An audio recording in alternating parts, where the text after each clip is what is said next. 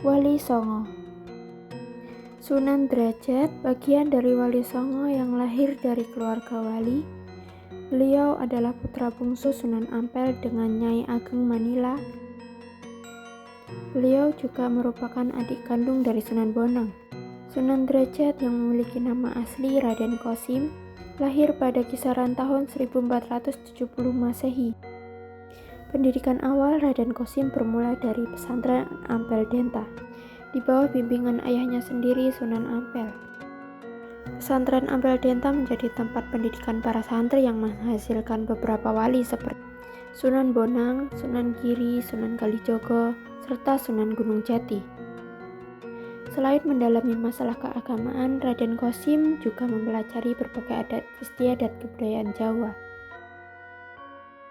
Latar belakang keluarga ibunya Nyi Ageng Manila yang merupakan putri dari Adipati Tuban memberikan kesempatan bagi Raden Kosim untuk mendalami kebudayaan Jawa. Pengetahuan inilah yang kelak akan membuat Raden Kosim memahami sosiologi, antropologi, kebudayaan Jawa, hal yang sangat penting untuk berdakwah di tanah Jawa. Raden Kosim dikenal memiliki sensitivitas terhadap kehidupan sosial masyarakat di Jawa pada masa-masa tersebut. Raden Kosim menyaksikan banyak masyarakat yang hidup dalam kemiskinan. Setelah belajar di Ampel Denta, Raden Kosim pergi ke Cirebon untuk belajar kepada Sunan Gunung Jati. Sunan Ampel mengirim Raden Kosim ke Cirebon untuk menambah kedalaman pengetahuan agama putranya tersebut sebelum berdakwah menyebarkan agama Islam.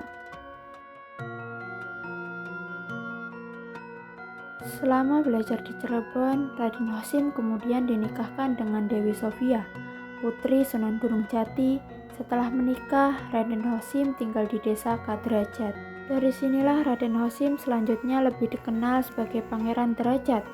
Oleh Sunan Gunung Jati, Raden Kosim diminta membantunya berdakwah di Cirebon. Raden Kosim yang dikenal oleh penduduk Cirebon dengan nama Pangeran Derajat tidak kesulitan membantu dakwah Sunan Gunung Jati. Bahasa Cirebon yang masih mirip dengan bahasa Jawa memudahkan Pangeran Derajat berkomunikasi dengan penduduk setempat. Pada sebuah sidang para wali di Istana Pangkuati, Raden Kosim diangkat sebagai wali. Raden Kosim selanjutnya dikenal sebagai Sunan Derajat. Beberapa tahun kemudian, Raden Kosim beserta keluarganya kembali ke Ampel Denta. Sesampainya di Ampel Denta, Sunan Derajat diperintahkan oleh Sunan Ampel untuk berdakwah di pesisir sebelah barat Gresik. Sunan Derajat sampai di sebuah tempat yang bernama Desa Banjarwati, bagian pesisir sebelah barat Gresik. Tempat ini sekarang masuk ke dalam wilayah Kabupaten Lamongan. Di desa tersebut, kehadiran Sunan Derajat disambut baik oleh Ki Mayang Madu dan Mbah Banjar, dua orang sesepuh kampung. Aktivitas dakwah Sunan Derajat dimulai dengan membuat surau atau mengajar mengaji penduduk sekitar. Sunan Derajat berinteraksi sangat dekat dengan penduduk desa. Sikap Sunan Derajat ini membuat beliau lebih mudah dalam berdakwah menyebarkan agama Islam. Di antara sunan anggota Wali Songo, Sunan Derajat dikenal memiliki banyak nama. Selain Raden Kosim sebagai nama asli, Sunan Derajat juga dikenal sebagai Mesaik Munat, Raden Syarifuddin, Maulana Hasim, Pangeran Kaderajat, dan Sunan Mayang Madu. Nama-nama tersebut diperoleh melalui pengembaraan Sunan Derajat ke berbagai tempat di Pulau Jawa. Raden Patah memimpin Kesultanan Demak, juga sempat memberikan gelar kepada Sunan Derajat, yaitu Sunan Mayang Madu. Gelar ini diberikan kepada Sunan Derajat sudah berdakwah di Banjarsari. Unsur-unsur kebudayaan Jawa juga menjadi bagian dari strategi dakwah Sunan Derajat. Dalam berbagai kesempatan, Sunan Derajat juga memainkan wayang untuk menyampaikan ajaran-ajaran Islam, sebagaimana halnya Sunan Bonang. Sunan Derajat juga dikenal mampu mengubah tembang-tembang Jawa dengan iringan gamelan yang bermuatan rohanian keislaman. Kelompok-kelompok masyarakat yang hidup dalam kemiskinan juga menjadi perhatian utama Sunan Derajat. Dalam dakwahnya, Sunan Derajat menekankan pentingnya solidaritas dan gotong royong dalam masyarakat. Sunan Derajat dikenal sebagai ulama yang memiliki jiwa sosial tinggi. Beliau sangat memperhatikan nasib kaum miskin serta pencapaian kesejahteraan sosial masyarakat. Sunan Derajat terlebih dahulu memberikan perhatian terhadap kehidupan sosial. Setelah itu, Sunan Derajat baru menyampaikan tentang ajaran Islam. Ajaran tentang etos kerja dan kedermawanan sangat ditekankan oleh Sunan Derajat. Beliau juga mengajarkan kepada penduduk tata cara membangun rumah atau membuat tandu untuk mengangkut orang sakit.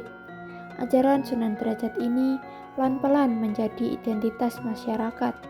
Masyarakat di Nusantara tentang pentingnya kerjasama di antara sesama. Masyarakat di Jawa mengenalnya sebagai gotong royong, saling membantu untuk kepentingan bersama. Sikap simpatik Sunan Derajat ini berhasil mengambil hati masyarakat. Perlahan-lahan semakin banyak masyarakat yang mengikuti ajaran yang disampaikan Sunan Derajat. Dalam penyampaian ajaran Islam, Sunan Derajat membuat falsafah yang dikenal sebagai Pepali Pitu atau 7 ajaran dasar. Pepali Pitu merupakan ajaran yang dijadikan pijakan dalam kehidupan. Bagian pertama adalah membangun resep Dia Sing Sasomo. Bagian ini dimaknai sebagai saling menghormati dan toleransi terhadap sesama manusia. Bagian kedua, Jroning Suka Kutuweling lan Waspodo. Makna dari kalimat ini adalah meskipun memperoleh kebahagiaan atau memperoleh pencapaian lebih, manusia tidak boleh terlena dan harus tetap mengingat Tuhan. Bagian ketiga, Laksitoning Subroto lan Jipto marang Pringko bayaning lampah. Dalam kalimat ini, Sunan Derajat menekankan kerja keras sebagai upaya manusia untuk mencapai cita-cita.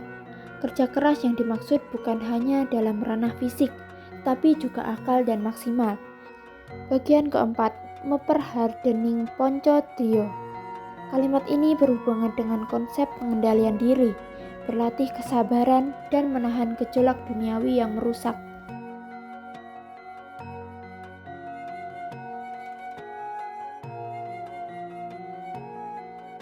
Bagian kelima, Heneng Hening Henong, yang artinya adalah dalam keheningan akan dicapai jalan kemuliaan. Hal ini merupakan konsep perjalanan manusia untuk berproses menuju kemuliaan yang hakiki.